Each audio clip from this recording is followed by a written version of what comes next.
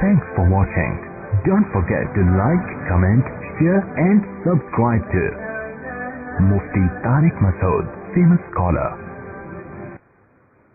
الحمد لله نحمده ونستعينه ونستغفره ونؤمن به ونتوكل عليه ونعوذ بالله من شرور أنفسنا ومن سيئات أعمالنا من يهده الله فلا مضل له ومن يضلله فلا هادي له ونشهد أن لا إله إلا الله وحده لا شريك له ونشهد أن سيدنا وحبيبنا وشفيعنا وسندنا محمدا عبده ورسوله صلى الله تعالى عليه وعلى آله وأصحابه وبارك وسلم تسليما كثيرا كثيرا أما بعد فأعوذ بالله من الشيطان الرجيم بسم الله الرحمن الرحيم محمد رسول الله والذين معه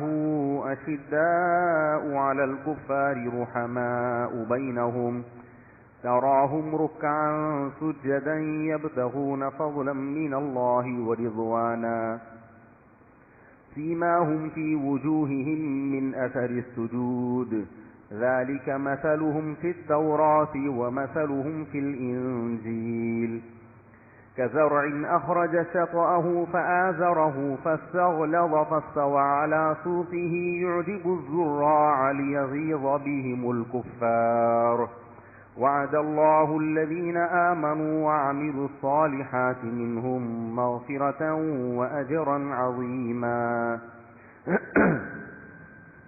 وقال النبي صلى الله عليه وسلم الكيس من دان نفسه وعمل لما بعد الموت قرآن مجید کی چند آیات اور رسول اللہ صلی اللہ علیہ وسلم کی ایک حدیث پڑھی ہے. اللہ تعالیٰ سے دعا ہے اللہ تعالیٰ صحیح طرح سے بات کہنے کی، سننے کی، سمجھنے کی اور عمل کی توفیق عطا فرمائے.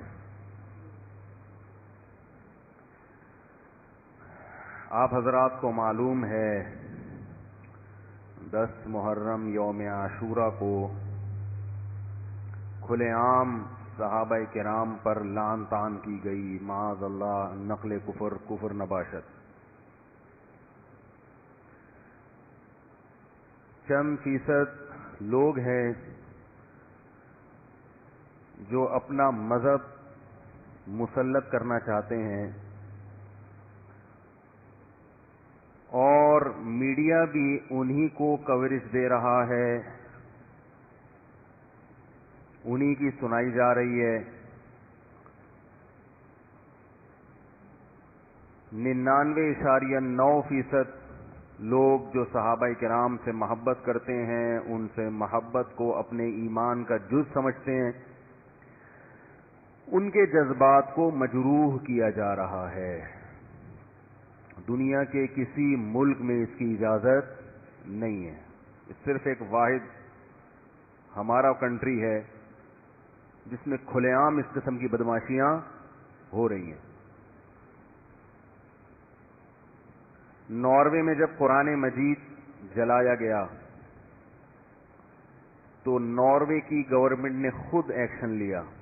عوام نے بھی احتجاج کیا، گورنمنٹ نے بھی ایکشن لیا تاکہ دوبارہ ایسا واقعہ وجود میں نہ آئے.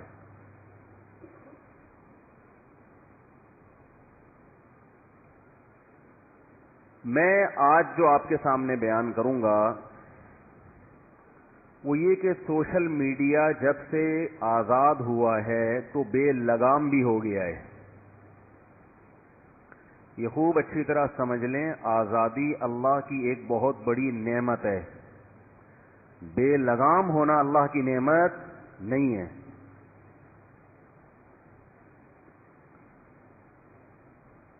سوشل میڈیا کی میں ایک اکثر مثال دیا کرتا ہوں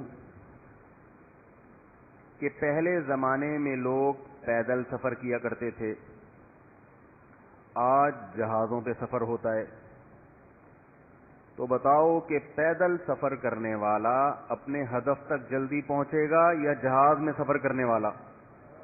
جہاز میں سفر کرنے والا. اب بعض لوگ تو سوشل میڈیا ہی کے منکر ہیں، یہ ہونا ہی نہیں چاہیے. وہ مسلمان قوم کو پیچھے دھکیل رہے ہیں. جب باطل جہازوں میں بیٹھ کے سفر کر کے تبلیغ کر رہا ہو تو وہ لوگوں کو پیدل سفر کی ترغیب دیتے ہیں. تو ظاہر ہے باطل اپنے ہدف تک بہت جلدی، بولو بھائی، پہنچ جائے گا. ایک آدمی پیدل سفر کر رہا ہے، ایک تیز رفتار گھوڑے پر ہے. سب کو پتا ہے کون پہلے پہنچے گا بھائی؟ گھوڑے پہ. لیکن گھوڑے پہ بیٹھنے والوں کی دو قسمیں ہوتی ہیں. There are two types of گھوڑے پہ بیٹھنے والے. وہ بعد میں سوچتے رہیے گا، بھی ٹائم نہیں ہے. There are two types of گھوڑے پہ بیٹھنے والے. ہارس رائڈرز کی دو قسمیں. تو ایک وہ کہ جب وہ گھوڑے پہ بیٹھتے ہیں تو ان کو پہلے پتا ہوتا ہے کہ ہم نے جانا کہاں ہے. ان کا ہدف پہلے متعین ہوتا ہے. سمجھ رہے؟ پھر وہ یہ بھی چیک کرتے ہیں کہ یہ گھوڑا قابو میں ہے بھی کہ نہیں ہے. شرارتی گھوڑا تو نہیں ہے، پتا چلا میں نے جانا کہاں ہے اور یہ مجھے پہنچا کہیں اور دے. یہ بھی چیک کرتے ہیں کہ اگر یہ سدھایا ہوا گھوڑا ہے تو اس کے لگام بھی ہے یا نہیں ہے، کیونکہ سدھایا ہوا گھوڑا کو بھی شرارتی بننے میں ٹائم. ہم نے بہت گھڑ سواری کی ہے الحمدللہ. وہ نہیں جو ایبٹ آباد میں آرام آرام سے گھما رہے ہیں، وہ نہیں، اسپیڈ کے ساتھ کی ہے. کیونکہ دو تین میری گھڑ سواریوں کے ایسی ویڈیوز آئی ہیں کہ میں ان سے کہہ رہا ہوں اللہ کا واسطہ یہ ہٹا دو، اس سے بدنامی ہو رہی ہے. یہ تو لیڈیز بھی اس طرح نہیں چلاتی گھوڑا. آج کل تو لیڈیز بھی بھگا رہی ہیں گھوڑے. وہ بولیں گے یہ کیا، تو وہ ایسے ہی ہیں. وہ ویسے کسی نے بٹھا کے تصویر بنا لی اور لگام ہاتھ میں پکڑ لی کہ یہ سکھا رہے ہیں مجھے. اچھا خیر. تو گھوڑے پر جب آپ بیٹھیں گے تو تین چیزیں پہلے ڈیسائیڈ کرنی ہیں. جانا کہاں ہے، یہ گھوڑا میرے قابو میں ہوگا، سدھایا ہوا ہے، اور اس میں لگام ہے یا نہیں ہے. تو پھر یہ گھوڑا آپ کو آپ کے مقصد میں کامیاب کرے گا. لیکن اگر آپ گھوڑے پہ بیٹھ پہلے گئے اور اب آپ سوچ رہے ہیں کہ میں نے کرنا کیا ہے، ہو سکتا ہے جتنی دیر میں آپ سوچیں آپ کے سوچنے سے پہلے گھوڑا سوچ چکا ہو. کیا خیال ہے بھائی؟ ہو سکتا ہے گھوڑا پہلے سوچ چکا ہو کہ میں نے کرنا کیا ہے. بعض دفعہ گھوڑے پہ بیٹھتے ہی وہ بھاگنا شروع کر دیتا ہے اور اس کی لگام آپ کے ہاتھ میں نہیں ہوتی. تو گھوڑے کو اپنے اوپر مسلط نہیں کرنا ہے کہ وہ آپ کو بتائے گا کہ کہاں جانا ہے. آپ نے گھوڑے کو بتانا ہے کہ کہاں جانا ہے. گھوڑے کو اپنی لگام نہیں دینی، گھوڑے کی لگام اپنے ہاتھ میں رکھنی ہے.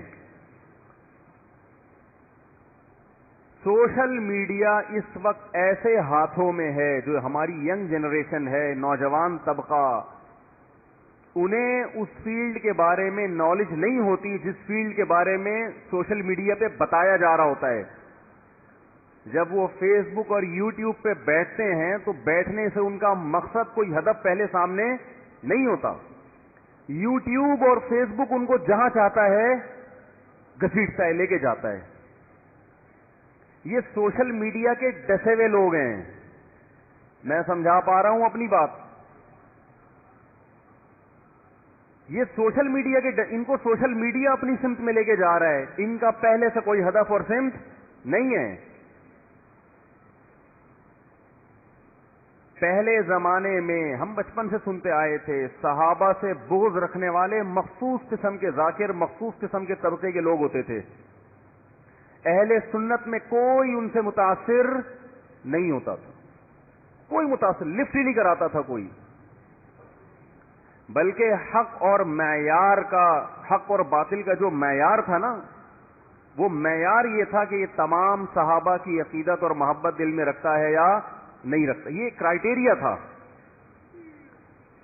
دیکھو آج کوئی شخص اسلام کا دعویٰ کرے, یہ ایکو تو ختم کریں, یہ کیوں آواز گونج رہی ہے. آج کوئی شخص اسلام کا دعویٰ کرے اور ہم سے کہے کہ میں قرآن نہیں مانتا لیکن مسلم ہوں, اگلی بات سنو گے آپ اس کی؟ اس لیے کہ حق اور باطل یعنی اسلام کو غیر اسلام سے جو چیز جدا کرتی ہے اس کی بنیاد کہاں سے شروع ہوتی ہے؟ قرآن و سنت سے. تو اب اس پہ بحث کرنے کا فائدہ ہے ہی نہیں. یار تو بیسی کا منکر ہے.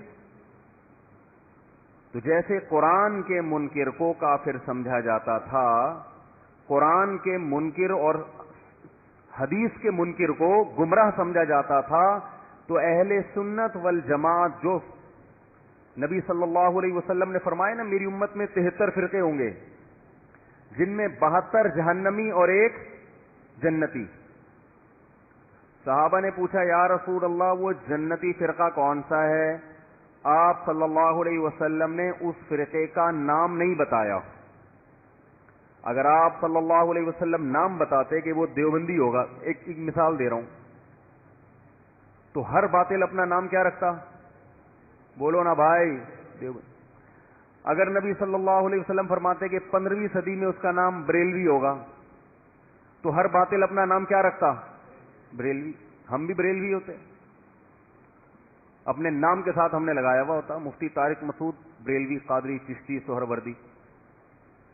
مدذلہ العالیہ, جو ملا کھا لیا.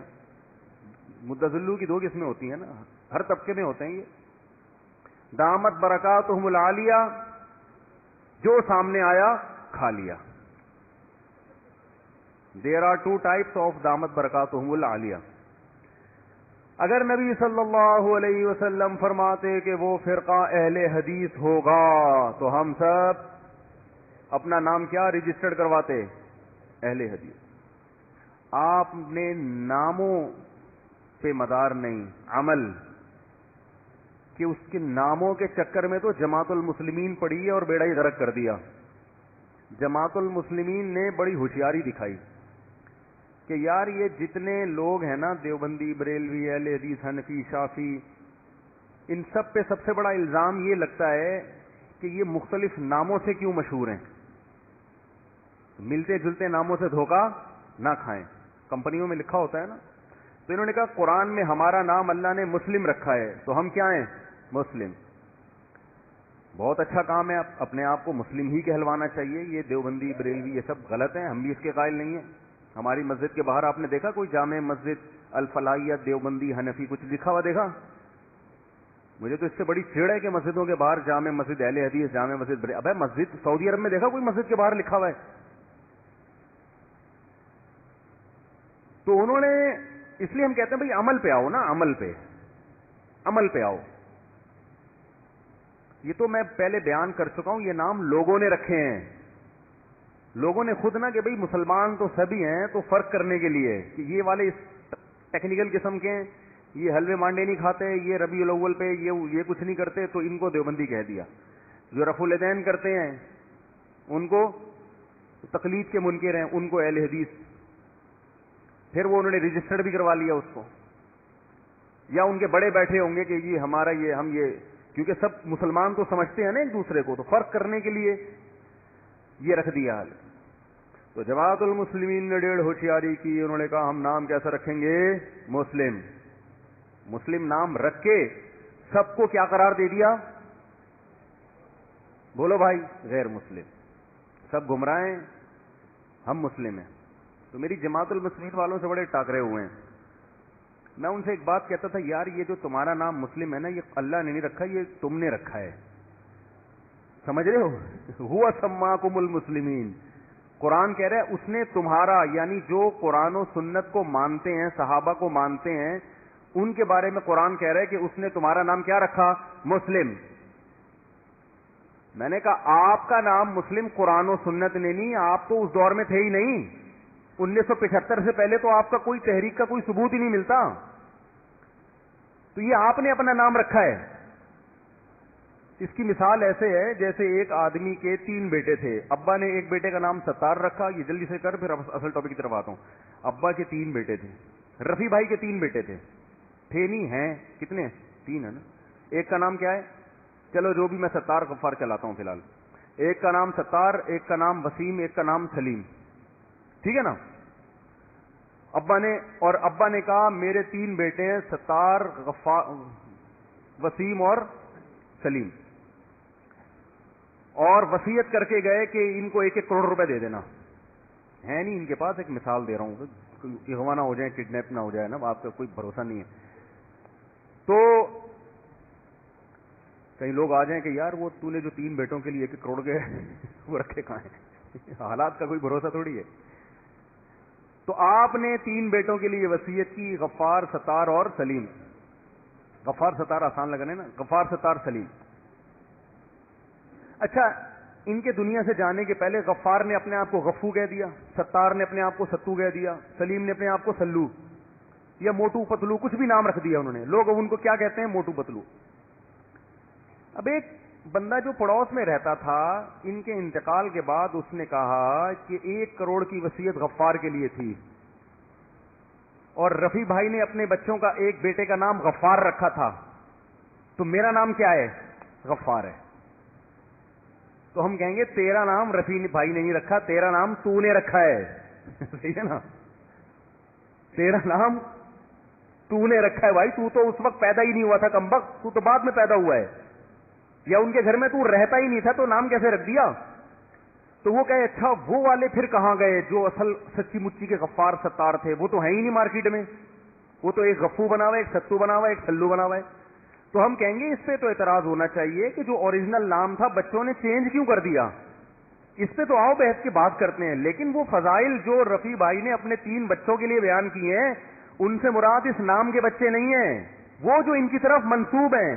نام اگر چینج کر دیے اس پہ تو انگلی اٹھے گی، لیکن ان فضائل سے وہ محروم نہیں ہوں گے. بہت مشکل ہے، بہت مشکل ہے سمجھانا، بہت مشکل ہے. تو اس پر آپ بات کر سکتے ہیں یار اللہ کے رسول نے سب کو مسلمان قرار دیا، تم دیوبندی بریلوی اہل حدیث کیوں بن گئے؟ لیکن جو مسلم اللہ نے نام رکھا وہ ہمارا رکھا ہے. صحابہ، تابعین، تابع تابعین جو سلسلہ چلا آ رہا ہے، جو اس سلسلے سے ہٹے گا اس کو تو اسلام نے لفٹ ہی نہیں کرائی ہے، اس کو تو کوئی نام ہی نہیں ہے. تبھی وہ بے نام ہو کے اپنے لیے نام سوچتا رہتا ہے. تو نام تو سب اچھے اچھے سوچتے ہیں. تو کام کو دیکھا جائے گا، نام کو. اصل تو کام ہے. جیسے حکومت یہ اعلان کرے کہ بھائی پولیس والوں کو اتنی تنخواہیں دی جائیں گی، ان کی تنخواہیں بڑھا دے گورنمنٹ. اب ایک ڈاکو اپنا پولیس خان نام رکھ کے پہنچ جائے گورنمنٹ سے مراعات لینے کے لیے، ایک شناختی کارڈ میں میرا نام کیا ہے؟ پولیس خان. تو حکومت کہے گی کہ ہم نے جو پولیس کے لیے مراعات جاری کی ہیں اس سے وہ مراد ہے جو پولیس والے کام کرتے ہوں. نہیں آ رہی بات؟ جو حاضری دیتے ہوں، جن کی رجسٹر میں جن کا اندراج ہو، تھانے میں اتنے بجے آتے ہیں، وہ اتنے بجے جاتے ہیں، وہ مخصوص صفات کے حامل لوگ جن کو ہم پولیس کہتے ہیں. وہ الگ بات ہے کیونکہ پولیس والا اپنا نام چینج کر لے کے اپنے محکمے کا نام بدل دے. نام بدلنے سے گورنمنٹ نام بدلنے پہ تو پنشمنٹ دے گی، وہ مراعات تھوڑی چھینے گی. ابے بھائی دیکھو، محلے میں ایک ڈاکٹر ہے، اس ڈاکٹر کو لوگ پیار سے پپو کہتے ہیں. ایک مثال دے رہا ہوں، پپو کے لیے نہیں کہ اس کا نام ہو گیا، کہتے نہیں ہے، لیکن ایک مثال میں تو کچھ بھی دیا جا سکتا ہے نا. اب گورنمنٹ جب ڈاکٹروں کو مراعات دے گی تو وہ پپو بھی پہنچے گا کہ نہیں پہنچے گا؟ تو ڈاکٹر سے وہ صفات جو ڈاکٹروں کے اندر ہوتی ہیں. تو خوب اچھی طرح سمجھیں، یہ زمانہ ہے فرقہ واریت کا. ہر آدمی اچھے اچھے لیبل لگا کے چورن بیچتا ہے، اور کمال کی بات یہ کہ جس کا چورن کا سب سے بڑا بزنس ہے وہ دوسروں پر الزام لگاتا ہے کہ یہ چورن بیچتے ہیں. کمال کی بات ہے کہ نہیں؟ یعنی بعض ایسے بھی لوگ پاکستان میں پائے جاتے ہیں جن کا صبح سے شام تک کام ہی کیا ہے؟ چورن بیچنا، پھکیاں بیچنا. الزام کس پہ لگاتے ہیں؟ دوسروں پہ. مارکیٹ میں چل رہا ہے. تو ملتے جلتے ناموں سے دھوکہ نہ کھائیں. پہلے اس طرح کے ایڈورٹائز آیا کرتے تھے کہ ہماری دوسری کوئی برانچ نہیں ہے. تو اسلام کی بھی میرے بھائی دوسری کوئی برانچ نہیں ہے. وہ چاہے کسی بھی نام سے ہو، فرق کرنے کے لیے کوئی کچھ بھی نام رکھ لے. اور یاد رکھو، یہ جو نام رکھے جاتے ہیں دیوبندی بریلوی عوام نے جو رکھے ہیں، اس میں دوسرا ٹیکنیکل غلطی ایک یہ بھی لوگ کرتے ہیں کہ اللہ نے جو ہمارا نام مسلم رکھا وہ غیر مسلم کے مقابلے میں رکھا ہے، وہ آپس میں ایک دوسرے سے فرق کرنے کے لیے نہیں رکھا۔ ارے ہم سب پاکستانی ہیں، امریکیوں کے مقابلے میں، افغانیوں کے مقابلے میں، ایرانیوں کے مقابلے میں، جاپانیوں کے مقابلے میں۔ میں اگر آپ سے اپنا تعارف کرواؤں گا تو میں کہوں گا میں کراچی کا ہوں، آپ کیا کہیں گے؟ میں سیالکوٹ کا ہوں، میں لاہور کا ہوں۔ جب ہم بھائی مختلف شہر کے لوگ جب لاہور میں جمع ہو گئے، گیدرنگ تھی سب کی، لوگ مجھ سے ملتے ہیں، میں بھی جانا ہوا تھا لاہور ادھر ایبٹ آباد، تو لوگ ملاقات کرتے ہیں نا، ہم کہتے ہیں آپ کہاں سے ہیں، آپ کون ہیں؟ وہ کہتے ہیں میں پنجابی ہوں، وہ کہتے ہیں میں ہزاروی ہوں، میں پٹھان ہوں۔ مجھ سے پوچھیں گے، میں کہتا ہوں میں پاکستانی ہوں، تو کہیں گے ہم کیا جاپانی لگ رہے ہیں آپ کو شکل سے؟ نہیں آ رہی بات میرا خیال ہے۔ تو جب ایک دوسرے سے ایک ہی قوم کے لوگ، ایک ہی ملک کے لوگ جب تعارف کرواتے ہیں تو اپنی پہچان ملک کو نہیں رکھتے، بلکہ جو ملک کے اندر مختلف قومیں بستی ہیں اس میں اپنے آپ کو ہائی لائٹ کرنا مقصد ہوتا ہے، تاکہ آپ کا تعارف ہو جائے، آپ کا پتہ چل جائے کہ ڈیزائن کے آدمی ہو گئے آپ۔ ہر آدمی کے اپنا ایک مزاج ہوتا ہے نا۔ میں تو جب بھی کوئی بیٹھتا ہے سب سے پہلے اس کا قوم، قبیلہ، لوکیشن یہ پوچھتا ہوں، اس سے انسان کا انٹروڈکشن ہوتا ہے کہ بھائی یہ کس ڈیزائن کا، اسٹیشن سے پتہ چلتا ہے نا کس ڈیزائن کا آدمی ہے۔ یہ کیا ہو گیا بھائی، پتہ چل جاتا ہے نا، پھر اس سے انسان اسی کے مینٹل لیول کے حساب سے بات، پھر اس سے اس کا عہدہ پوچھا جاتا ہے، آپ ہیں کیا؟ بھائی ایک آدمی چوکیدار ہے، اس سے آپ میرا بات کرنے کا اسٹائل کچھ اور ہو، مجھے پتا ہے اس کا مینٹل لیول بہت کم ہے۔ ایک آدمی پی ایچ ڈی ڈاکٹر ہے، اس کا مینٹل لیول بہت اونچا ہے، تو اس سے اسی اسٹائل میں بات ہوگی۔ اور یہ ہمارے نبی کی بھی سنت ہے کہ آپ صلی اللہ علیہ وسلم لوگوں سے ان کا جو لیول ہے نا اس پہ آ کے بات کیا کرتے تھے۔ یہ نبی کی سنت ہے، اس پہ حدیث ہے، ابھی وقت نہیں ہے۔ تو نبی صلی اللہ علیہ وسلم نے ہمارا نام مسلم رکھا، کس کے مقابلے میں؟ غیر مسلم۔ اب کوئی انگریز ہم سے پوچھے کہ تم کیا ہو، یعنی ہندو ہو، سکھ ہو، مسلم ہے بھائی، اس کو تھوڑی کوئی بتائے گا کہ یہ دیوبندی ہے، یہ اہل حدیث ہو گیا کہ کیا ہے یہ۔ پھر بھی میں کہتا ہوں ان ناموں کی طرف نسبت نہیں کرنی چاہیے، سیدھا سیدھا سچی مچی کے مسلمان بس۔ ہاں ضرورت پڑے تو ایک الگ بات ہے، ضرورت کن موقعوں پر پڑتی ہے وہ ایک الگ ٹاپک ہے، تو میرا وہ ٹاپک رہ جائے گا جو میں لے کے ابھی چل رہا ہوں۔ تو جماعت ہاں تو نبی صلی اللہ علیہ وسلم نے جو 73 میں سے ایک جنت میں جائے گا اس کا نام نہیں، یہ بھی نہیں فرمایا وہ مسلم ہے، کیونکہ پھر جماعت المسلمین والے کہتے دیکھو نبی نے فرمایا تو ان کا نام کیا ہوگا؟ مسلم۔ اور ویسے بھی یہ عجیب بات ہے کہ باطل جب کوئی الٹا کام کرتا ہے نا تو اس میں بھی غلطیاں کر رہا ہوتا ہے۔ ایک جماعت المسلمین والے سے میں نے کہا کہ نبی نے تو مسلم نام رکھا تھا، جماعت المسلمین تھوڑی رکھا تھا۔ اللہ نے تمہارا نام مسلمین رکھا ہے، قرآن میں آتا ہے، جماعت المسلمین بولو بھائی نہیں رکھا۔ تو یہ جماعت المسلمین کہاں سے نکال لیا؟ نام میں چینجنگ تھوڑی ہوتی ہے، نام تو ایز اٹ از ہوتا ہے جیسا ہے، نام میں چینجنگ کی اجازت نہیں ہوتی۔ جیسے عطاء اللہ شاہ بخاری رحمت اللہ علیہ، ان کا نام تھا عطاء اللہ، کیا نام تھا؟ مرزا غلام احمد قادیانی سے براہ راست یا اس کے کسی چیلے سے ان کا مناظرہ ہو رہا تھا، تو نبی صلی اللہ علیہ وسلم کی جو پچھلی کتابوں میں پیش گوئی ہے نا کہ نبی آئے گا جن کا نام احمد ہوگا، تو اس نے کہا وہ میں ہی ہوں۔ عطاء اللہ شاہ بخاری رحمہ اللہ نے فرمایا کہ وہ تو غلام، تمہارا نام تو غلام احمد ہے، احمد تھوڑی ہے۔ اس نے کہا اس سے کوئی فرق نہیں پڑتا، غلام احمد اور احمد ایک ہی چیز ہے۔ انہوں نے کہا ٹھیک ہے پھر میرا نام عطاء اللہ ہے، عطاء اللہ ہو یا اللہ ہو کوئی فرق نہیں پڑتا، تو میں اللہ ہوں، میں نے تیری نبوت واپس لے لی۔ نبوت کیا کر دی؟ کینسل۔ ظاہر ہے اللہ میں اور عطاء اللہ میں زمین آسمان کا فرق ہے میرے بھائی، تو احمد میں اور غلام احمد میں زمین آسمان کا فرق ہے۔ تو ایسے ہی مسلمین اور جماعت المسلمین یہ دو الگ الگ چیزیں ہیں۔ تو خیر نبی صلی اللہ علیہ وسلم نے کیا فرمایا خوب اچھی طرح سمجھو، 73 فرقوں میں سے ایک جنت میں جائے گا۔ صحابہ نے پوچھا وہ کون سا ہوگا؟ تو آپ صلی اللہ علیہ وسلم نے اس فرقے کا نام بولتے کیوں نہیں بھائی؟ نہیں لگتا، ورنہ حق اور باطل آپس میں کیا ہو جاتے؟ خلط. قیامت تک ہم یہی سوچتے رہتے کہ یہ والا جو نبی نے جو نام بتایا تھا وہ یہ والا ہے، یا وہ جیسے مسلم لیگ نون قاف میم آ گئی نا، سارے مسلم لیگ ہیں، کوئی نون بن گیا، کوئی کیا بن گیا، قاف. اب سچی مچی کی مسلم لیگ کون سی ہے؟ یہ جب تک سیاست میں آپ ماہر نہ ہو آپ کو تھوڑی پتہ چلے گا. تو ایسے ہی وہ نبی کوئی نام بتا دیتے تو سچی مچی کا وہ کون سا ہے وہ تھوڑی پتا. جو باطل ہوتے ہیں وہ پہلے نادرا سے رجسٹریشن کروا دیتے اپنی جا کے. باطل لوگ تو ان چیزوں میں بہت آگے ہوتے ہیں. تو اس لیے آپ صلی اللہ علیہ وسلم نے ایک علامت بیان کی، بڑی زبردست علامت، دودھ کا دودھ پانی کا پانی کر دیا اس علامت نے. فرمایا ما انا علیہ و اصحابی، 73 فرقوں میں جو فرقہ میرے اور میرے ساتھیوں کے طریقے پر ہوگا وہ کیا ہوگا؟ جنت. آج باطل نے کیا کیا کہ صحابی کے لفظ ہی میں گڑبڑ شروع کر دی ہے. سمجھ رہے ہیں؟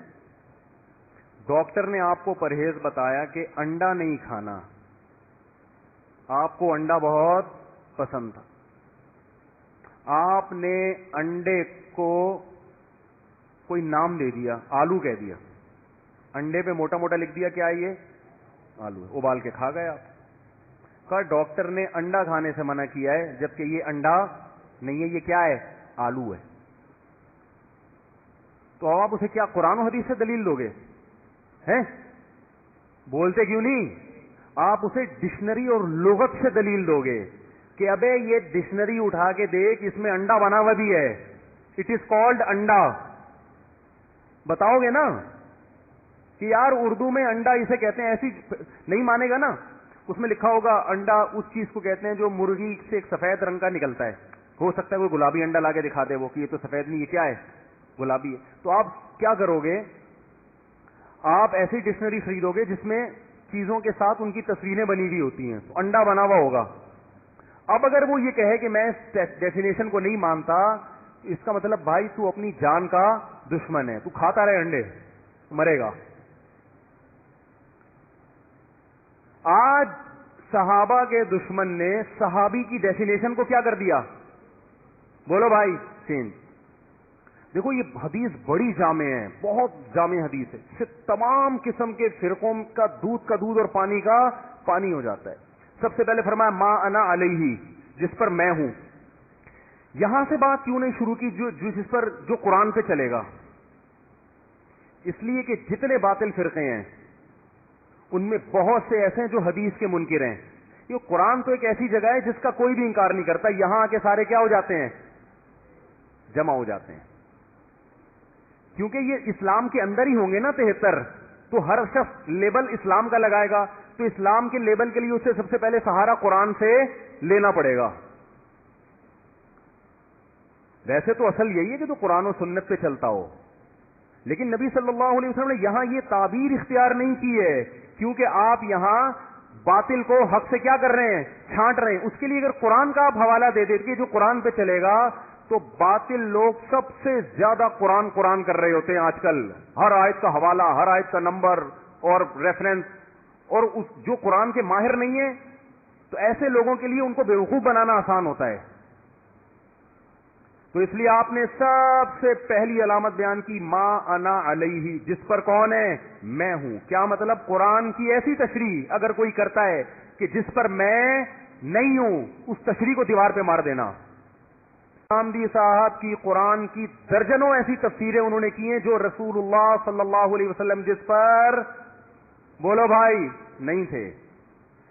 منکرین حدیث پرویزی فرقہ وہ سرے سے حدیث کو حجت مانتا ہی نہیں ہے، لہذا وہ تمام لوگ اس حدیث سے کیا ہو گئے؟ باہر نکل گئے. دوسری بات آپ نے فرمائی وَأَصْحَابِي، بعض لوگ ایسے آئیں گے جو میری حدیث کو مانیں گے لیکن اس کی تشریح ایسی کریں گے جس پر میرے صحابہ بول لو کیا ہو گیا یار؟ نہیں تھے. تبھی ہم ہر حدیث میں دیکھتے ہیں کہ صحابہ نے اس پر کیسے عمل کیا. یہ جو آج کل ایک مزاج چل پڑا ہے نا کہ حدیث کا ریفرنس, یہ کافی نہیں ہے. یہ ایسا ہی ہے جیسے منکرین حدیث قرآن کا ریفرنس دے رہے ہوتے ہیں, حدیث کو کہاں لگا دیتے ہیں, سائڈ پہ, اور فنڈر گیری شروع کر دیتے ہیں کہ یار ہم تو ہر بات قرآن سے کرتے ہیں. جس کو حدیث کا نہیں پتا وہ ان کی باتوں میں آ جاتا ہے. تو یاد رکھو, اسی طرح بعض لوگ حدیثوں کے ریفرنس یاد کر کے بیٹھے ہوئے ہیں, لیکن صحابہ کو کیا کر دیتے ہیں, سائڈ پہ. مشرکین مکہ یہ کہا کرتے تھے لو کان خیرا ما سبقونا الیہ, یہ قرآن مجید کی آیت ہے کہ اسلام اگر خیر ہوتا, سیدھا راستہ ہوتا, تو یہ جو عرب کے غریب لوگ, حضرت بلال حبشی, خباب ابن ارت جیسے لوگ, یہ لوگ ہم سے پہل نہ کرتے.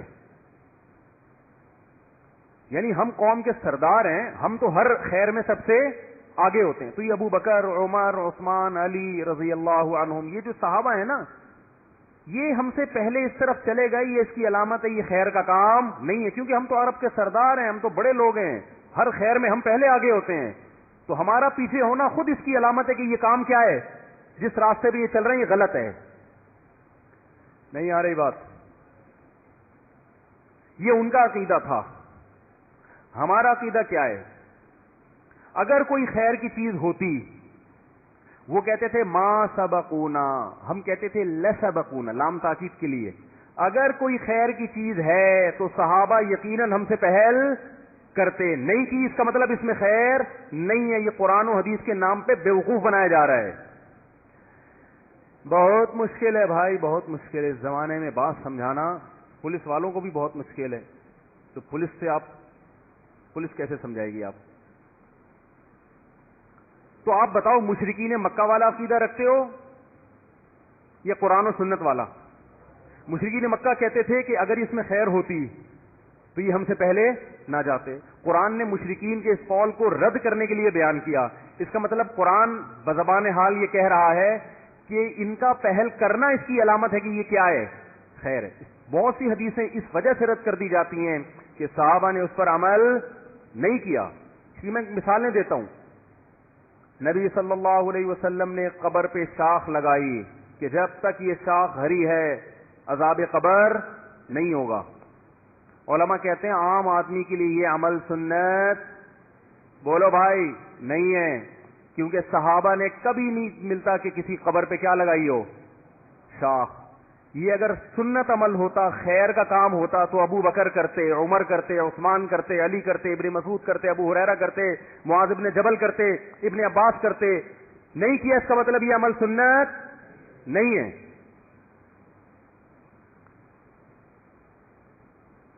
اور بہت سی مثالیں ہیں اس کی. شب برات کے موقع پہ 15ویں شعبان کو لوگ کہتے ہیں قبرستان جانا سنت ہے. ہماری تحقیق میں بالکل بھی سنت نہیں ہے, نہ تو نبی صلی اللہ علیہ وسلم سے ثابت اور نہ صحابہ سے. اس بارے میں ایک بہت ضعیف روایت پیش کی جاتی ہے, اس کی پوری سند پہ میں نے ایک دفعہ آڈیو ریکارڈنگ کروائی تھی. فرض کر لو وہ حدیث صحیح ہے, ہم اگر مان لیتے ہیں کہ نبی 15ویں شعبان کی رات کو قبرستان گئے, فرض کر لو, پھر بھی یہ عمل سنت نہیں ہے, کیونکہ صحابہ 15ویں شعبان کی رات کو قبرستان بولتے کیوں نہیں بھائی, نہیں جائے گا. لو کان خیرن, اگر یہ سنت عمل ہوتا صحابہ ہم پہ سبقت کرتے. اب اگر کوئی 15ویں شعبان کی حدیث پیش کر کے یہ کہے کہ نبی نے یہ کام کیا, نبی نے یہ کام کیا, نبی اور 15ویں شعبان کو قبرستانوں کو آباد کرنا شروع کر دے, تو اس کا مطلب وہ ما انا علیہ و اصحابی, وہ نبی کے طریقے پر تو دعویٰ کر رہا ہے, لیکن صحابہ کو کیا کر رہا ہے, صحابہ کو ایک طرف کر رہا ہے وہ. تو نبی نے علامت بیان کر دی کہ جو میرے اور کس کے, صحابہ کے راستے پر ہوگا. صحابہ کو نہیں لگا سکتے آپ درمیان میں. اہل حدیث حضرات سے انتہائی احترام کے ساتھ, میں اہل حدیث حضرات کو علیہ اطلاق گمراہ نہیں سمجھتا. چند مسائل میں میرا موقف بہت مضبوط ہے, اور میں کہتا ہوں ان مسائل میں اہل حدیث سے فتویٰ لینا جائز نہیں جس میں 3 طلاق کا مسئلہ بھی ہے. اگر نبی کے دور میں اکٹھی 3 طلاقیں ایک ہوتی تو کسی ایک صحابی کا تو اس سے فتویٰ ہوتا, ایک صحابی کا بھی فتویٰ نہیں ہے. اور درجنوں فتاوا صحیح سند سے ثابت ہیں کہ انہوں نے ایک مجلس کی 3 طلاقوں کو کتنا قرار دیا؟ 3۔ ہمارے اہل حدیث حضرات یہ کہتے ہیں کہ حضرت عمر نے چونکہ قانون بنایا تھا اس لیے صحابہ اس قانون کو فالو کر رہے تھے، ورنہ نبی کا یہ فیصلہ نہیں ہے۔ پہلی بات تو یہ بات ہی غلط ہے، یہ عقل اس کو تسلیم ہی نہیں کرتی ہے کہ بیوی کے حلال و حرام کرنے کا اختیار کس کے پاس آ جائے؟ حضرت عمر کے پاس۔ دوسری بات یہ، فرض کر لو تھوڑی دیر کے لیے، جب قانون بنا دیا، فرضی ہے، حقیقت میں نہیں بنایا قانون نے، کچھ بھی نہیں ہے ایسا، یہ ممکن نہیں ہے کہ اللہ جس بیوی کو حلال کہہ رہا ہے حضرت عمر اس کو کیا کر دیں؟ حرام۔ یہ ممکن نہیں، یہ تحریف ہے دین میں، یہ سیاست نہیں ہے۔ اتنی بڑی تحریف کا مرتکب حضرت عمر ہوں گے کہ مرتکب حضرت، یہ ناممکن ہے۔ اور اگر ہو رہے ہیں تو سارے صحابہ اس کو مان لیں، یہ بھی وہ تو بھائی کپڑوں پہ اعتراض کیا کرتے تھے کہ اے عمر یہ آپ کا اتنا لمبا کرتا کہاں سے آ گیا؟ مال غنیمت میں تو اتنا بڑا کرتا نہیں ملا کسی کو۔ وہ صحابہ تھے بھائی، وہ ہماری طرح تھوڑی تھے۔ ہمارے سیاسی لوگ کیا ہوتے ہیں؟ مشہور ہیں لوٹے ہونے میں، لڑکتے رہتے ہیں کبھی ادھر کبھی، وہ صحابہ تھے۔ حضرت عمر نے ممبر پہ اعلان کیا کہ 400 درہم سے زیادہ کسی عورت کا مہر نہیں ہوگا، کیونکہ مہر بہت زیادہ ہونا شروع ہو گیا تھا، اور یہاں سیاستاً پابندی لگانے کی اجازت بھی تھی، کیونکہ مہر کا تعلق بیوی کے حلال یا حرام ہونے سے نہیں ہے۔ گورنمنٹ جیسے چیزوں کے ریٹ متعین کر دیتی ہے نا، بھائی آٹا اس سے زیادہ نہیں بیچ سکتے، تو یہاں سیاست کی اجازت بھی تھی کہ بھائی مہر بہت زیادہ ہو رہے ہیں، لڑکیوں کی شادیوں میں مشکلات ہو رہی ہیں، تو 400 سے اوپر پہ پابندی، یہ سیاسی پابندی تھی، اس کو بھی صحابہ نے قبول نہیں کیا۔ ایک عورت کھڑی ہو گئی، ممبر پہ بیٹھے ہوئے ہیں اور پابندی لگا رہے ہیں کہ 400 درہم سے زیادہ نہیں۔ عورت کھڑی ہو کے کہنے لگی کہ اے عمر، قرآن میں اللہ کا ارشاد ہے وَإِنْ آتَيْتُمْ إِحْدَاهُنَّ قِنْطَارًا فَلَا تَأْخُذُوا مِنْهُ شَيْئًا، اگر ایک عورت کو سونے کا پہاڑ بھی مہر میں دیا ہو تو کچھ بھی واپس نہیں لے سکتے۔ تو اللہ تو سونے کے پہاڑوں کا تذکرہ کر رہا ہے، اور آپ 400 سے زیادہ پر کیا لگا رہے ہیں؟ پابندی۔ حالانکہ قرآن نے یہ نہیں کہا تھا کہ سونے کا پہاڑ مہر میں دینا چاہیے، وہ تو ایک مثال تھی۔ لیکن حضرت عمر نے جب یہ آیت سنی ہے ایک دم خاموش ہو گئے اور فرمایا اخطأ رجل واصابت امرات، مرد سے غلطی ہوئی اور عورت نے صحیح بات کہی، اور مرد بھی کون؟ جو خلیفۃ المسلمین ہے۔ فرمایا وہ غلطی کر رہا ہے اور ایک عورت کیا کہہ رہی ہے؟ وہ حق بات کر رہی ہے۔ فوراً رجوع کر لیا اپنے اس فیصلے سے۔ تو بتاؤ حضرت عمر اگر 3 طلاقوں پہ پابند کہتے کہ 3 ہی ہوں گی تو 20 عورتیں کھڑی ہو جاتی کہ ہمارے میاں نے جب 3 دی ہیں اور ہوئی 1 ہے، اور قرآن کہہ رہا ہے کہ اکٹھی 3 1 ہوتی ہیں، حالانکہ کہہ نہیں رہا لیکن خود ہی فرض کر لیا کہ کہہ رہا ہے، تو آپ کون ہوتے ہیں ہمیں اپنے شوہروں پر حرام کرنے والے، ہمارے گھر اجاڑنے والے؟ ایک صحابی نہیں کھڑے ہوئے، نہ کوئی عورت، کوئی بھی نہیں۔ تو اس کا مطلب ہے میرے بھائی، یہ ما انا علیہ و اصحابی میں سے اصحاب کو کیا کیا جا رہا ہے؟ 3 طلاق کے مسئلے میں آپ اصحاب رسول کو کیا کر رہے ہو؟ ایک طرف کر رہے ہو۔ تو یہ بہت بڑا مسئلہ ہے۔ ایک گمراہی یہ ہے کہ آپ صحابہ کے عمل کو درمیان سے نکال لیں، اس سے بڑی گمراہی یہ ہے کہ آپ صحابہ کو حجت ماننے سے انکار کر دیں۔ بہت مشکل ہے۔ دیکھو میرے پاس 2 مسلمان آئے، بحث کر رہے ہیں، میں انہیں قرآن سے دلیل دے رہا ہوں، وہ اس دلیل میں رکھنا ڈال رہے ہیں، کہہ رہے ہیں نہیں یار یہ نہیں، اس کا یہ مطلب نہیں، اس کا یہ مطلب ہے، نہیں میں نہیں، اس طرح کے، تو یہ گمراہ کہلائے گا نا، یہ گمراہی ہے۔ اس سے بڑی گمراہی کیا ہے؟ وہ کہے گا میں قرآن کو مانتا ہی نہیں ہوں۔ وہ کیا کہنا شروع کر دے؟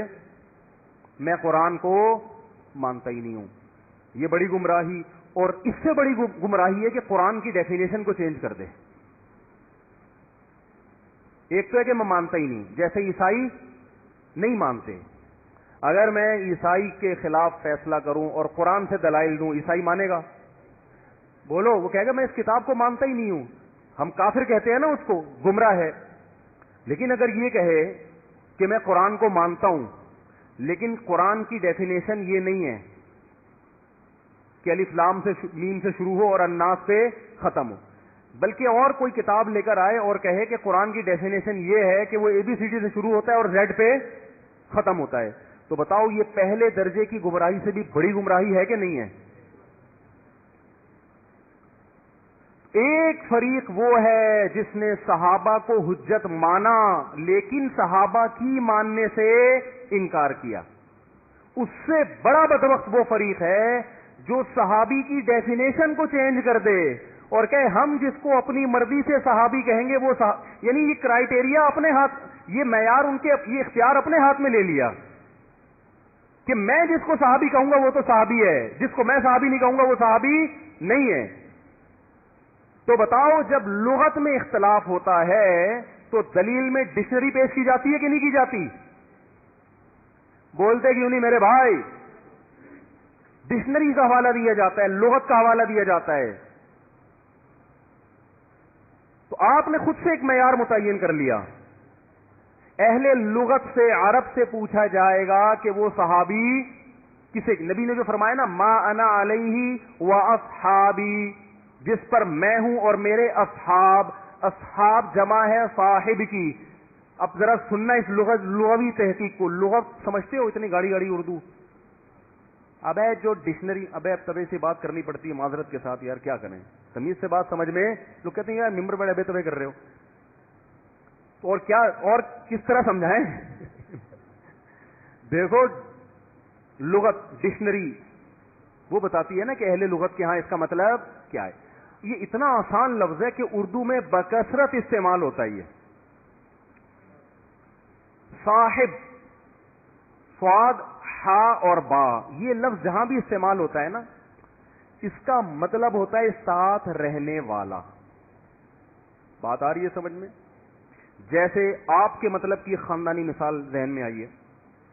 قرآن میں اللہ تعالیٰ کا ارشاد ہے یوم یفر المرء من اخیہ، قیامت کا دن ایسا دن ہوگا جس دن آدمی اپنے بھائی سے دور بھاگے گا. تو اللہ نے بھائی، جو برادر جس کو کہتے ہیں، اس کو کیا کہا؟ بھائی. صاحب بولتے کیوں نہیں کہا. وَأُمِّهِ، اپنی اماں سے بھی دور بھاگے گا جس نے اس کو پالا. لیکن ایسا ٹینشن کا اللہ ہم سب کو بچائے، ایسی حالت ہوگی کہ اماں ابھی میرے قریب نہ ہو. کون اماں کون ابا میں نہیں جانتا، نفسی نفسی مجھے اپنی پڑی ہے. تو اللہ نے ان آیتوں میں اماں کو کیا کہا؟ اماں ہی کہا ہے، کیونکہ لغت میں اماں کو کیا کہتے ہیں؟ اماں ہی کہتے ہیں، کہتے ہیں. وَصَاحِبَتِهِ وَأُمِّهِ وَأَبِيهِ، اپنے ابا سے بھی دور بھاگے گا. اب ابی کو اللہ نے کیا کہا؟ اب، جو اب کہتے ہیں. بیوی کو عربی میں زوجہ کہتے ہیں. کیا کہتے ہیں؟ زوجہ. جب ہر رشتے کا اللہ نے نام بتایا، انسان اپنے بھائی سے، بھائی کو اخ کہتے ہیں عربی میں. ابا سے دور بھاگے گا ابا کو اب کہتے ہیں. اماں سے دور بھاگے گا اماں کو کہتے ہیں. بیوی کی جب باری آئی تو زوجہ کہنا چاہیے نا، لیکن قرآن نے کہا وَصَاحِبَتِهِ. صاحب کی جمع کیا ہے؟ مؤنث. صاحب جو ساتھ رہنے والا اور صاحبہ جو ساتھ رہنے والی. تو جو آپ کے ساتھ رہا کرتی تھی اس سے بھی انسان دور بھاگے گا. تو بیوی کا نام نہیں لیا گیا، اس کے ایک وصف کو ہائی لائٹ کیا گیا ہے. کیونکہ انسان رہتا کس کے ساتھ ہے؟ شریف لوگوں کی بات ہو رہی ہے، کس کے ساتھ رہتا ہے؟ اب کہ تو شریف سے تو بھاگ کیوں رہے ادھر وہاں پہ بھائی؟ وہاں کیونکہ قیامت کی ہولناکیاں ایسی ہوں گی نا، انسان وقتی طور پر اپنے رشتے داروں کو بھول جائے گا. وَصَاحِبَتِهِ، جو اس کے ساتھ رہا کرتی تھی. اسی آیت سے میں نے ایک استدلال کیا ہے، ایک دلیل پکڑی ہے کہ جو لوگ سفروں میں بیویوں کو ساتھ لے کے نہیں جاتے، اس کا مطلب وہ بیوی کو صاحبہ. بولتے کیوں نہیں بھائی؟ جو بیوی کو ٹائم نہیں دیتے اس کا مطلب وہ بیوی کو صاحبہ نہیں سمجھ. اللہ نے وسائل دیے تو لے جایا کرو. کیونکہ اللہ نے کیا فرمایا؟ ابا کو ابا کہا، ساتھ رہنے والے نہیں کہا، حالانکہ رہتے تو وہ بھی ساتھ ہیں. بھائی کو بھائی کہا، حالانکہ رہتا وہ بھی ساتھ ہے. ایک زمانہ ساتھ گزرا ہوتا ہے لیکن جدائی ہو جاتی ہے، ہر وقت نہیں چپکے رہتے. اماں کو اماں کہا، صاحبہ نہیں کہا. لیکن جہاں زوجہ کی باری آئی اللہ نے کیا فرمایا؟ ساتھ رہنے والی کے ساتھ سے بھی بھاگے گا. اس سے پتہ چلتا ہے کہ اسلام میں زوجہ جب ایک دفعہ شادی ہو گئی تو پھلترو کی طرح وہ کیا ہو گئی ہے؟ چپک گئی ہے. پھلترو اس لیے کہ لوگ یہ سمجھ رہے ہیں کیا مصیبت پال لی ہے ہم نے. تو یہ شادی سے پہلے سوچنے کی باتیں تھی. اب جب ہو گئی تو وہ اس کو قرآن لقب کیا دے رہا ہے؟ بولو بھائی. وہ ہوتا ہے نا کرتے سے بعض دفعہ پھلترو کی چپک جاتا ہے دھاگا, آپ جہاں جہاں جا رہے ہیں وہ پیچھے پیچھے, آپ اس کو یوں یوں کر رہے ہوتے ہیں وہ پھر ادھرتا چلا جاتا ہے. تو کہتے ہیں یار یہ کیا پھلترو کی طرح. تو آپ اس کو ٹینشن سمجھیں یا نعمت سمجھیں, لیکن جب شادی ہو گئی تو پھلترو کی طرح چپک گئی ہے. قرآن کہہ رہا ہے.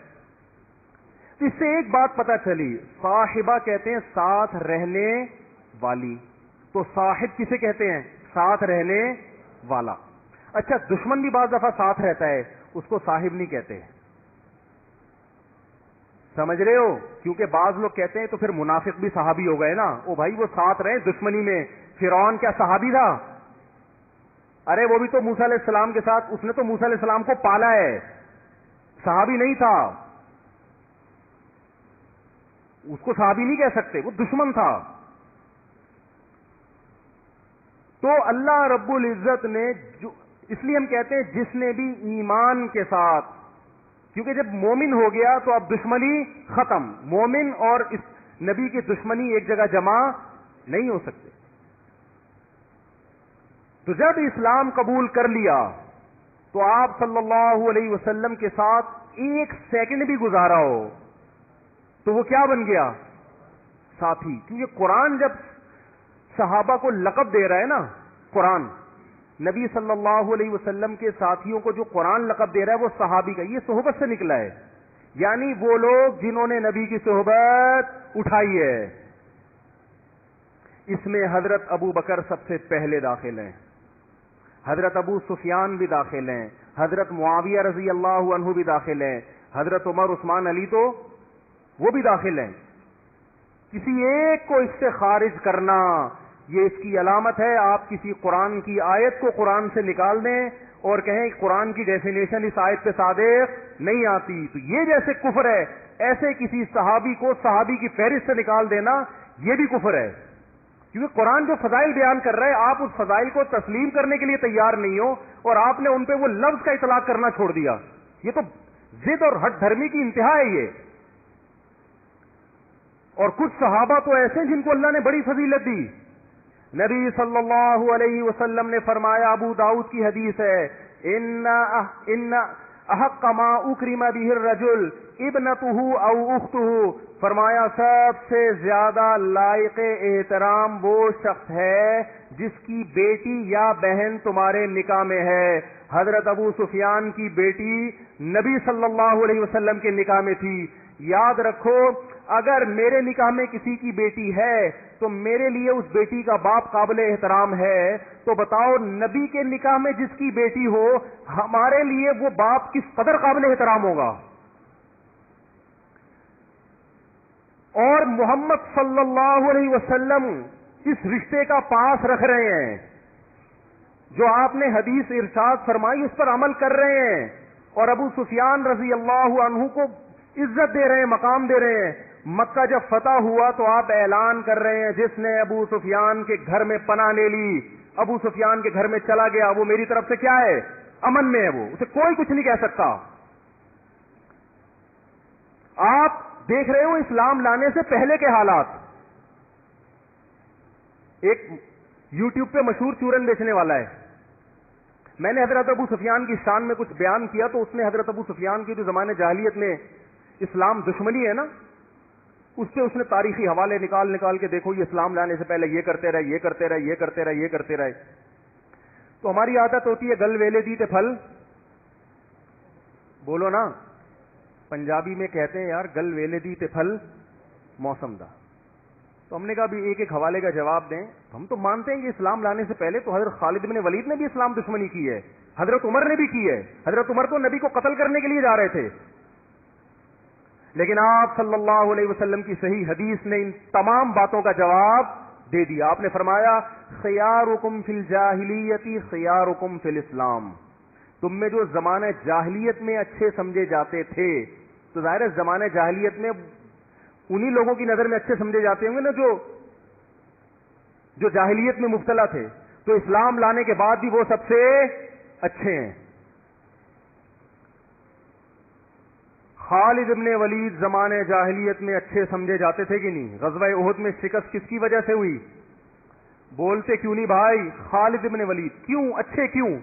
بہادری ہے، غیرت ہے، مگر وہ بہادری اور غیرت غلط استعمال ہو رہی ہے۔ منافقت ہوتی تو غزوہ احد میں ان کی تلوار مسلمانوں کے خلاف نہ چلتی۔ منافق کا کوئی مذہب نہیں ہوتا، وہ جہاں دیکھتا ہے وہاں چلا جاتا ہے، ادھر لڑک جاتا ہے۔ یہودی منافق تھے مدینہ میں، جب مسلمانوں کو فتح ہوتی تو اس طرف چلے جاتے، شکست ہوتی تو ادھر کو آ جاتے۔ حضرت خالد ابن ولید اور ابو سفیان رضی اللہ عنہ کا کردار یہ نہیں تھا، جب دشمن تھے تو بتا کے دشمن تھے، جب دوست بنے تو بتا کے دوست بنے ہیں۔ آج ان ابو سفیان پر کھلے عام لعن طعن کی جا رہی ہے، رضی اللہ عنہم، کھلے عام لعن طعن کی جا رہی ہے۔ اور حضرت ابو سفیان نے جب اسلام قبول کیا تو آپ سے ماضی میں جو کوتاہیاں ہوئیں ان کی تلافی بھی کی آپ نے۔ حضرت ابو سفیان رضی اللہ تعالی عنہ حضرت عمر کے دروازے پہ کھڑے ہیں، قاصد آیا، اس نے حضرت بلال کو اندر آنے کی پہلے اجازت دے دی۔ حضرت ابو سفیان کو ایک محسوس ہوا کہ میں سردار ہوں عرب کا، ایک غلام کو پہلے اجازت دی جا رہی ہے۔ تو کسی نے کہا اے ابو سفیان، جب اسلام کمزور تھا تو انہوں نے مدد کی، جب اسلام کو قوت ملی تو آپ بھی اسلام میں آئے، اور اللہ کی قسم اب اس کی تلافی اس کے علاوہ نہیں ہو سکتی کہ ہم باقی زندگی میدان جہاد میں گزار دیں۔ یعنی ہم سے جو کوتاہی ہوئی ہے ہمیں اس کی تلافی کرنی پڑے گی۔ حضرت ابو سفیان رضی اللہ تعالیٰ عنہ اس کے بعد شام چلے گئے اور شام کی سرحدوں میں جہاد میں جنگوں میں مصروف رہے ہیں، صرف اس نقصان کی تلافی کے لیے کہ میں دیر سے مسلمان کیوں ہوا۔ تو حضرت ابو سفیان کا نبی سے رشتہ کیا ہے؟ ممکن ہے لوگ حوالے دے دیں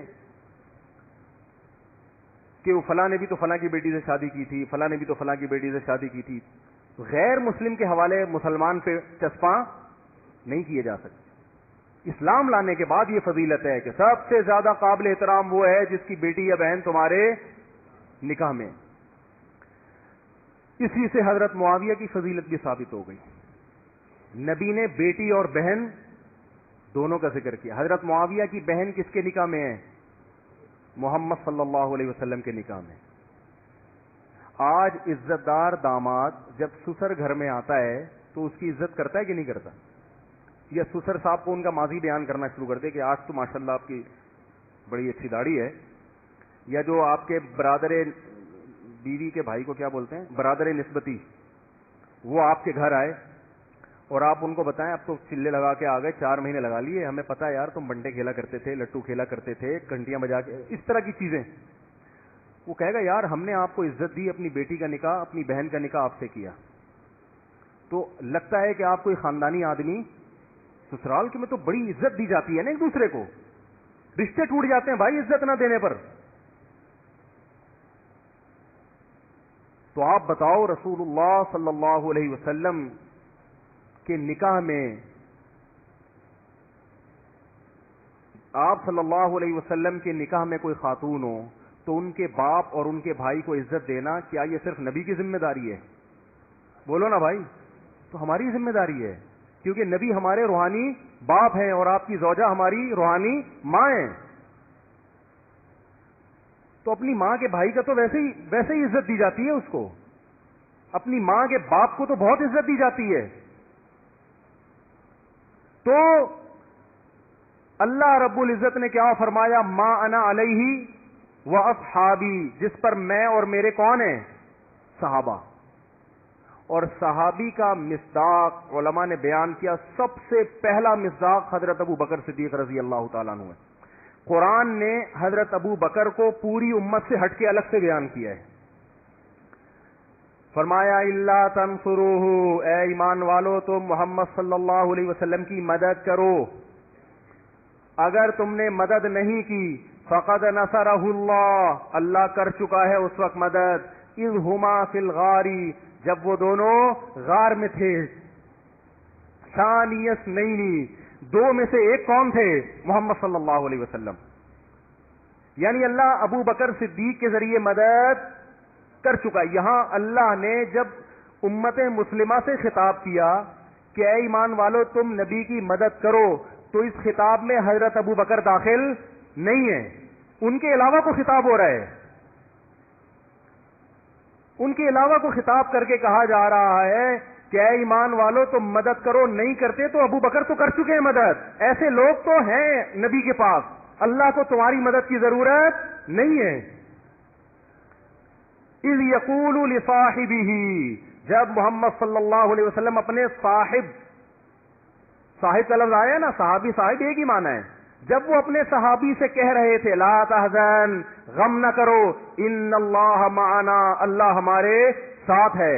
جب غار میں جب پناہ لیے نا، دیکھو حضرت موسیٰ علیہ السلام جب دریا کے کنارے پہنچے اور پیچھے بہت بڑا لشکر آ رہا ہے فرعون کا، بنی اسرائیل نے کہا انا لمدرکون، موسیٰ پکڑے گئے، مروا دیا، یہ بنی اسرائیل کہہ رہے ہیں. آگے دریا ہے، پیچھے فرعون ہے، بھاگنے کا راستہ نہیں ہے. تو موسیٰ علیہ السلام نے کیا فرمایا؟ کلا، ہرگز ایسا نہیں ہے، ان معی ربی، میرے ساتھ کون ہے؟ اللہ. حضرت موسیٰ نے کہا ہمارے ساتھ کون ہے؟ بولتے کیوں نہیں بھائی؟ ہمارے ساتھ نہیں کہا، میرے ساتھ کون ہے؟ اللہ. لیکن یہاں نبی صلی اللہ علیہ وسلم کو جب چاروں طرف سے گھیر لیا، وہی سچویشن جو بنی اسرائیل اور فرعون کی تھی، وہی سچویشن. لیکن آپ ابو بکر صدیق سے فرما رہے ہیں غم نہ کرو، اللہ ہمارے، یعنی پھر میرے ساتھ ہے. بعض لوگوں نے اس سے توہین رسالت کی ہے اور یہ کہا ہے کہ موسیٰ معاذ اللہ اپنے ساتھیوں کو بھول گئے ایسے موقع پہ اور کہنے لگے اللہ میرے ساتھ ہے. بعض لوگوں نے یہ لکھا ہے، اور ہمارے نبی کا ظرف اتنا بڑا کہ اپنے ساتھی کو نہیں بھولے. اللہ مولانا اشرف علی تھانوی رحمہ اللہ کو جزائے خیر دے، انہوں نے اس اعتراض کا جواب دیا، فرمایا نا نا نا نا نا، موسیٰ علیہ السلام بھی اپنے قوم پہ رحم دل اور نبی صلی اللہ علیہ وسلم بھی، لیکن موسیٰ علیہ السلام کے جو ساتھی تھے ان کو وہ مقام نہیں ملا جو ابو بکر کو. حضرت موسیٰ کو اطمینان نہیں تھا کہ یہ کمبخت میرے ساتھ آخر دم تک رہیں گے کہ بھی نہیں رہیں گے، بھاگ نہ جائیں کہیں، ٹھیک ہے نا، تسلیاں تو دے رہا ہوں پھر بھی کہیں پتلی گلی سے نہ نکل جائیں. تو موسیٰ علیہ السلام کو یہ اطمینان تھا میری مدد تو ہوگی، ان کا کوئی بھروسہ نہیں ہے. اس لیے موسیٰ علیہ السلام نے احتیاطاً کہا کہ میرے ساتھ ہے، تاکہ ان کی مدد نہ ہو تو میں کہیں جھوٹا ثابت نہ ہو جاؤں، اور اللہ کرنا چاہے گا تو تمہاری بھی کر دے گا، میرے ساتھ تو ہے، گارنٹی ہے. ادھر محمد صلی اللہ علیہ وسلم کے ساتھ ابو بکر تھے، کوئی وحی نہیں آئی، لیکن اللہ کے نبی کو معلوم تھا کہ جو رب میرا ساتھ دے گا وہ ابو بکر کو چھوڑ نہیں سکتا، کیونکہ میں اور ابو بکر الگ الگ نہیں ہیں. اس لیے فرمایا ان اللہ معنا، غم نہ کر ابو بکر، اللہ ہمارے ساتھ ہے. اس سے بڑی کسی کے صحابی ہونے کی دلیل ہو سکتی ہے؟ اور ایسے صدیق کا جو آپ صلی اللہ علیہ وسلم، جن کے صحابی ہونے پر قرآن نے گواہی دی اور پوری امت کو الگ کر کے قرآن بیان کر رہے ہیں کہ تم اگر ساتھ نہیں دیتے تو یہ ساتھ دیں، ان سے تو اللہ نے مدد کروا دی ہے. آپ بتاؤ اس صحابی پر اگر کوئی لان تان کرے تو کیا اس کے ایمان، اس کے کفر میں کوئی شبہ ہو سکتا ہے؟ ایک حد ہوتی ہے لوگوں کو دائرہ اسلام میں داخل کرنے کی، ایک حد ہوتی ہے. ہمارا ظرف اسلام کے بارے میں بہت وسیع ہے، ہم لوگوں کو دائرہ اسلام سے نکالنے کے قائل نہیں ہیں، لیکن ایک لمٹ ہے، اسلام کی ایک باؤنڈری ہے. اس باؤنڈری سے اگر آپ تجاوز کریں گے تو آپ کو ہم کافر بنا نہیں رہے، آپ کافر بن چکے، ہم بتا رہے ہیں آپ کا کافر ہونا.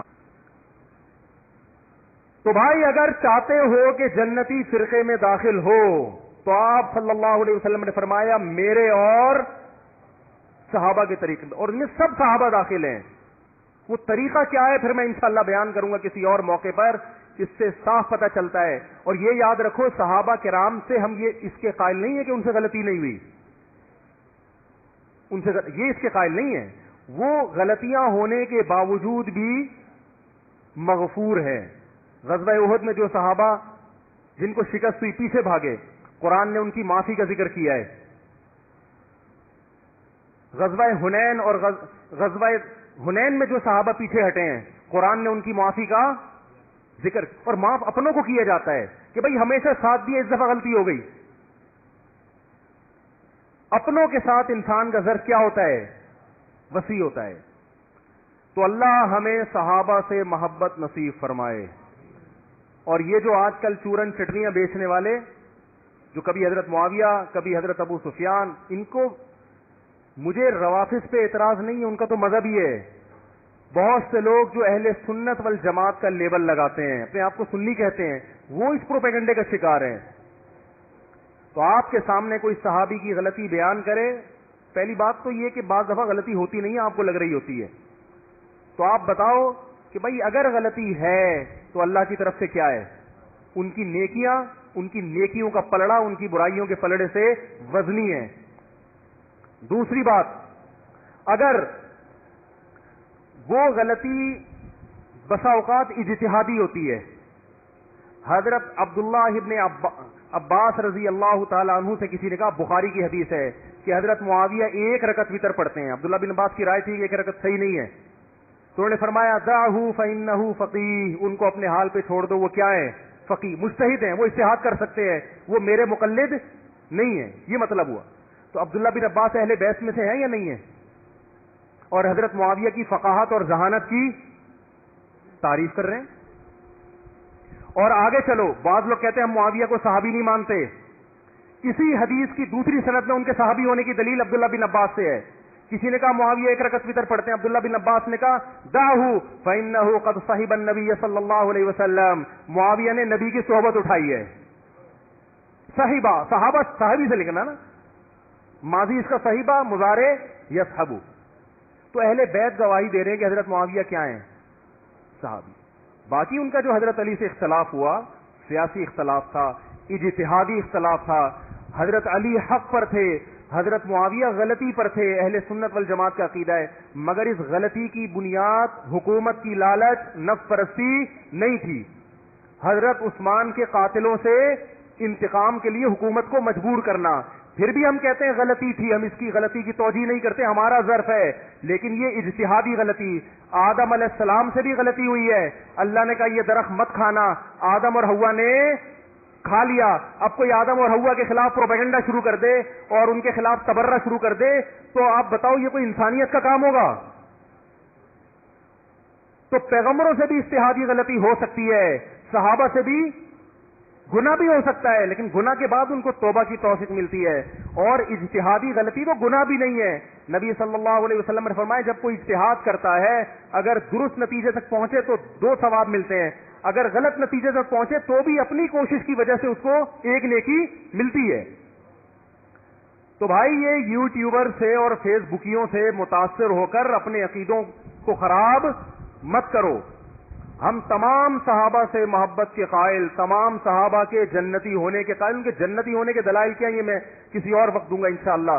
کہ ان سے اگر ان کو سزا دی بھی گئی ہے، جیسے وہ عذاب قبر دیا گیا بعض صحابی کو جن کی شاخ رکھی گئی، تو یہ بھی ہٹایا گیا ہے، ان سے معاف کیا گیا ہے. یہ اس زمانے کی باتیں ہیں، اس زمانے کے واقعات ہیں جب علی الاطلاق صحابہ کی مغفرت کا وعدہ نہیں کیا گیا تھا. تو ہمارا یہ عقیدہ ہے کہ کوئی صحابی جہنمی، بولو بھائی، نہیں ہے. یہ عقیدہ ہے ہمارا. الصحابۃ کلھم عدول. دیکھو اسماء الرجال کی بحث میں جب بھی کوئی راوی آتا ہے تو بحث ہوتی ہے، یہ ثقہ ہے، کذاب ہے، دجال ہے. کسی بھی صحابی کا نام آئے تو یہ بحث نہیں ہوتی. یہ بحث ہی نہیں ہوتی کہ یہ جھوٹے ہیں، سچے ہیں. نہ کیا ہیں؟ سچے. حضرت معاویہ سے کوئی حدیث، صحیح بخاری میں حضرت معاویہ سے حدیث منقول ہے رضی اللہ عنہ کہ نبی صلی اللہ علیہ وسلم کو میں نے ایسے دیکھا، ممبر پہ جب آپ بیٹھے، حضرت معاویہ جب جمعے کی دوسری اذان کے وقت ممبر پہ بیٹھے، پہلے تو دوسری اذان ہی پہلی ہوتی تھی، تو انہوں نے اذان کا جواب دیا. تو پھر لوگوں سے فرمایا کہ میں نے نبی صلی اللہ علیہ وسلم کو اسی طرح جواب دیا. اس لیے میرا فتویٰ، ہمارے جامعہ کا بھی فتویٰ یہ ہے کہ جمعے کی دوسری اذان کا جواب دینا بھی کیا ہے؟ یہ سنت عمل ہے. اس پہ ہم نے بڑی تحقیق لکھی ہے، تو تحقیق کی ہے، کیونکہ بعض فتاوی میں لکھا ہے کہ جمعے کی دوسری اذان میں علی الاطلاق خاموشی ہے، لیکن راجح قول یہی ہے، مختبی قول یہی ہے کہ جمعے کی دوسری اذان کا بھی جواب دینا چاہیے. تو اس حدیث کے راوی کون ہیں؟ حضرت معاویہ. کسی میں یہ جرت نہیں ہوئی اسماء الرجال میں کہ تمام راویوں کی بحث ہے حضرت معاویہ سے نیچے جتنے ہیں کہ لوگوں کے ان کے بارے میں تبصرے کیا ہیں. حضرت معاویہ کے بارے میں محدثین یہ بحث نہیں کرتے کہ کسی نے ان کو کذاب کہا ہے کہ نہیں کہا. بھائی صحابی ہیں تو صحابہ تو کلہم عدول, سب کے سب کیا ہیں عدول. ممکن ہے کچھ لوگ لغوی اعتبار سے علماء اعتراض, عدول یہ مبالغے کا صیغہ ہے, عدول کے لفظ بھی ہیں عدول کے بھی ہیں. تو عدول عادل کی جمع اور عدول یہ جو ہے وہ صیغہ صفت ہے. تو سب کوئی بھی حدیث حضرت معاویہ سے منقول ہوگی تو اہل سنت والجماعت کے وہاں کیا ہوگی, وہ حجت ہے. اللہ تعالی ہمیں صحابہ کی محبت نصیب فرمائے, ہمارے ایمان کی حفاظت فرمائے اور دشمنان صحابہ کے شر سے اللہ ہمیں محفوظ فرمائے. وما علینا الا البلاغ.